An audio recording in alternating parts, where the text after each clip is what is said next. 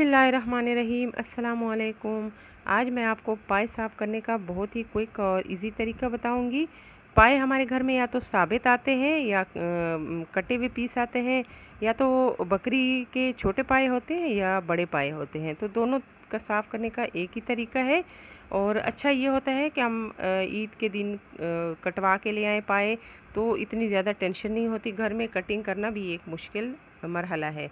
जब भी पाए आते हैं तो उसके ऊपर बाल, लकड़ी का बुरादा या मट्टी वगैरह लगी होती है, क्योंकि कुर्बानी ईद के दिन ज़मीन पर चटाई या शीट वगैरह बिछा के की जाती है, जानवर ज़बह किया जाता है। तो ये ख़दशा हो सकता है कि इसके ऊपर मट्टी वगैरह हो या लकड़ी का बुरादा लगा हो। तो अक्सर बाल तो लगे ही होते हैं, और छोटे जो पाए होते हैं उसके ऊपर बाल ज़्यादा होते हैं, बड़े पाए पे कम होते हैं। तो दोनों तरीके से साफ़ करने का, यानी कि दोनों छोटे बड़े पाए साफ़ करने का एक ही तरीका है। सबसे पहला स्टेप हम ये करते हैं कि पानी उबलने के लिए बड़ा पैन रख देते हैं। जैसे ही पानी को उबाल आएगा तो चूल्हा बंद कर देंगे और 1 चम्मच सिरका डाल लेंगे। और फिर सारे जो हमारे पाए के पीसेस हैं, या अगर आपके पास साबित पाए हैं, वो उस गरम गरम पानी में डाल लेंगे। और 1 मिनट के लिए हम इस बहुत ही गर्म पानी के अंदर इन पायों को रहने देंगे। तो इससे ये होगा कि ज़्यादातर गंद जो है वो यहीं पे साफ़ हो जाएगा। और चूल्हा बंद करना बहुत ज़रूरी है, क्योंकि अगर चूल्हा खुला रहेगा, पानी उबलता रहेगा, तो पाए के ऊपर जो एक्स्ट्रा ऑयल होता है, जिससे इसका टेस्ट ज़्यादा होता है, अच्छा होता है, वो ख़त्म हो जाएगा, निकल जाएगा। तो अब जो है गरम गरम पीस हमने निकाल लेने हैं, और किसी भी कपड़े या टॉवल से एक साइड से पकड़कर तेज़ छुरी से हमने इसका गंद साफ़ करना है। जो भी लकड़ी का बुरादा लगा होगा या बाल लगे होंगे, जो अगर छोटे पाए हैं तो उसके ऊपर बाल ज़्यादा होंगे, आप फुल तेज़ छुरी लेकर उसको इस तरीके से रगड़ें तो वो बाल निकलते जाएंगे। और इस तरीके से हम अगर कटिंग के बगैर बड़ा पाया है तो वो भी साफ़ कर लेंगे, छोटे पीस है तो वो भी साफ़ कर लेंगे। और गर्म पानी से हम जैसे ही निकालेंगे तो गरम गरम ही साफ़ करना है, इसको ठंडा नहीं करना, वरना ये फिर साफ़ करने में थोड़ा सा मुश्किल हो जाएगा। जहाँ जहाँ पे आपको बाल नज़र आए हैं वो आप छुरी से हटा दीजिए। और सारे पीसेस इसी तरीके से हम रेडी कर लेंगे। बुरादा वगैरह, बाल वगैरह सारे साफ़ कर लेंगे। फिर भी अगर आपको लगता है कि इसके ऊपर बाल हैं तो हम दूसरा स्टेप फॉलो करते हैं। तो दूसरे स्टेप में हम चिमटे की मदद से ये पाई के पीसेस उठा के इसको चूल्हे पे सेंकेंगे। हर तरफ से इसको सेंकेंगे। जो रहे सहे बाल इसके ऊपर लगे होंगे वो इस तरीके से आंच से जल जाएंगे और ये पीसेस बिल्कुल साफ़ हो जाएंगे।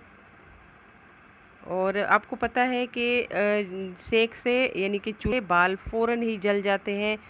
तो ये 100% जो है ऑथेंटिक तरीका है। और सब पीसेस को हम इसी तरीके से सेंकेंगे।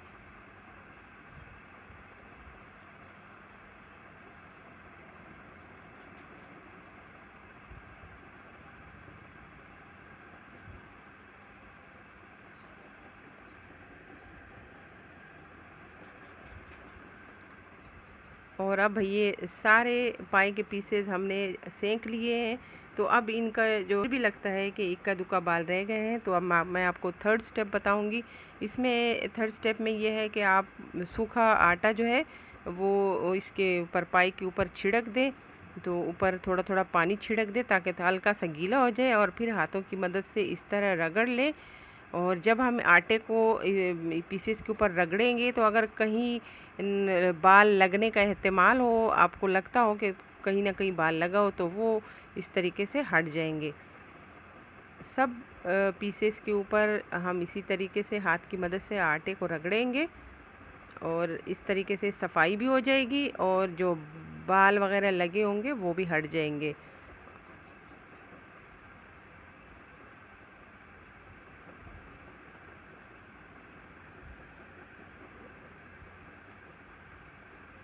अब इनको वॉश करने का टाइम आ गया है। तो अब खुली पानी के नीचे, यानी टूटी के नीचे इसको रख देंगे और एक एक पीस को इस तरीके से साफ़ करेंगे ताकि आटा जो लगा हुआ है वो हट जाए। और नीचे पैन रख देंगे ताकि जो आटे का पानी है वो नीचे उसमें ना जाए बेसन में, और पैन के अंदर जमा हो जाए और आप किसी खुली जगह पे उसको गिरा दें। और अब ये हमारे पाए इतने ज़बरदस्त साफ़ हो गए हैं कि अब जब हम इनको पकाएंगे तो पाए का जो सालन बनेगा बहुत ही ज़बरदस्त और बहुत ही मज़े का बनेगा।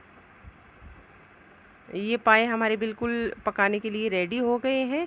तो जब हम इस तरीके से पाए साफ़ करेंगे तो खाने में भी मज़ा आएगा। अक्सर ऐसे होता है, हम इतनी मेहनत करके पाए बनाते हैं और जब खाने बैठते हैं तो कहीं ना कहीं कोई बाल या गंद नज़र आ जाता है और फिर सब खाना छोड़ देते हैं। तो बहुत ये मुश्किल सिचुएशन होती है। जो चीज़ आपको पसंद हो तो थोड़ी सी अगर हम मेहनत कर लें, पहले से साफ़ कर लें अच्छे तरीके से, तो बहुत अच्छे पाए बनते हैं। अगर आपको ये वीडियो पसंद आए तो लाइक करना, कमेंट करना, अपने दोस्तों के साथ शेयर करना, और मेरे चैनल को अगर सब्सक्राइब नहीं किया तो सब्सक्राइब करना। देखने के लिए बहुत शुक्रिया। अल्लाह हाफ़िज़।